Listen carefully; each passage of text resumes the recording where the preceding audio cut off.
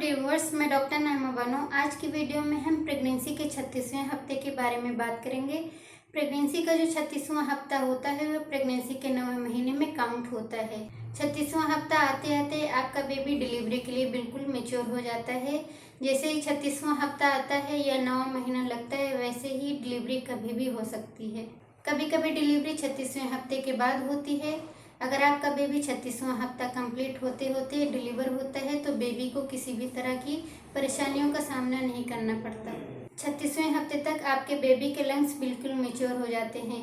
अगर आपके बेबी का 36वां वीक कंप्लीट हो गया है या कंप्लीट होने वाला है और डॉक्टर ने आपको चेक किया, अगर उनको लगता है कि बेबी 36वें हफ्ते के अकॉर्डिंग अभी कमज़ोर है, तो बेबी के लंग्स को मेच्योर करने के लिए मदर को पर डे 3 दिन तक एक इंजेक्शन लगता है, जिससे बेबी के लंग्स इस काबिल हो जाते हैं कि अगर बेबी की डिलीवरी हो तो वो बाहर सर्वाइव कर सके। 36वें हफ्ते में बेबी को माँ के पेट में घूमने की जगह बहुत कम पड़ जाती है, क्योंकि बेबी इस टाइम तक फुल्ली मेच्योर हो चुका होता है। इस समय माँ को उठने बैठने और लेटने में काफ़ी प्रॉब्लम होती है।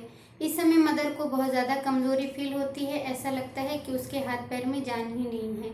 माँ के पेट में इस दौरान कभी भी इतना दर्द उठता है कि उसको ऐसा लगता है कि डिलीवरी का पेन है, मगर कभी कभी ये डिलीवरी का पेन ना होकर फॉल्स लेबर पेन होता है। इस समय मदर के कमर में भी बहुत ज़्यादा पेन बना रहता है। कभी कभी 37 या 38 वीक तक बच्चे का हेड पेल्विस में इंगेज हो जाता है।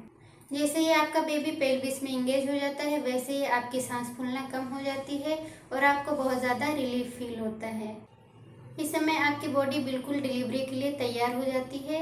इसी समय आपके योनि मार्ग से सफ़ेद पानी आता है, वो काफ़ी गाढ़ा होता है। ये जो सफ़ेद पानी आता है ये काफ़ी गाढ़ा इसलिए होता है कि बाहर से किसी तरह का संक्रमण अंदर ना आ सके।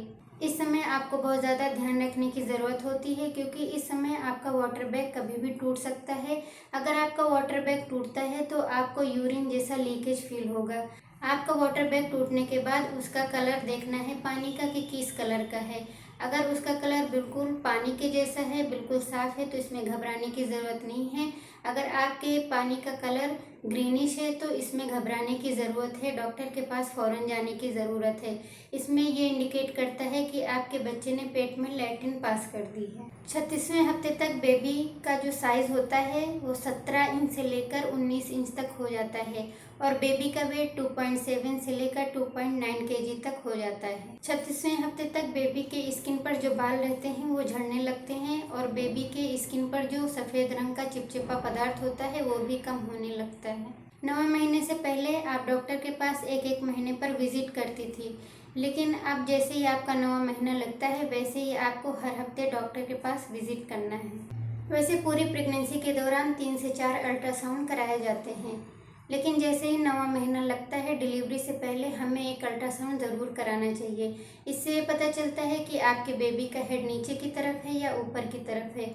अगर आपके बेबी का हेड नीचे की तरफ है तो आपकी नॉर्मल डिलीवरी संभव है, मगर आपके बेबी का हेड ऊपर की तरफ है और बटक नीचे की तरफ है तो नॉर्मल डिलीवरी संभव नहीं है। 9वें महीने में अल्ट्रासाउंड कराने का ये भी एक फ़ायदा होता है कि इससे पता चलता है कि आपके अंदर पानी कितना है, सफिशिएंट पानी है या नहीं है। इससे और भी बात पता चलती है कि आपके बच्चे के गले के चारों तरफ जो नाल फंस जाती है कभी कभी, वो 1 है या 2 है।